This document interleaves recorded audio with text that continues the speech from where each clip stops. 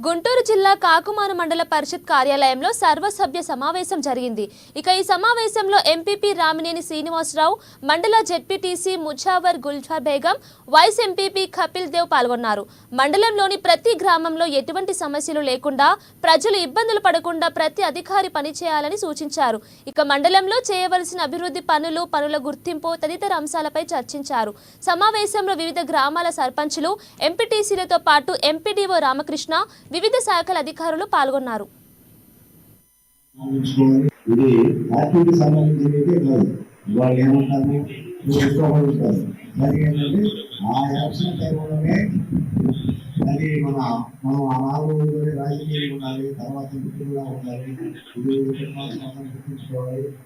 officers ఉన్నారు, ఇక్కడ సక్రమంగా చేసేది ఒకసారి ఎక్కడికైనా కూడా అందరినీ గౌరవించి ప్రచారం సంపత్తులు ఎంపీటీసీ ఏ పదవి అయినా కావచ్చు, ఇప్పుడు రెసిపీ కావచ్చు, ఎంపీటీసీ కావచ్చు, అందరినీ గౌరవించి ఎప్పుడు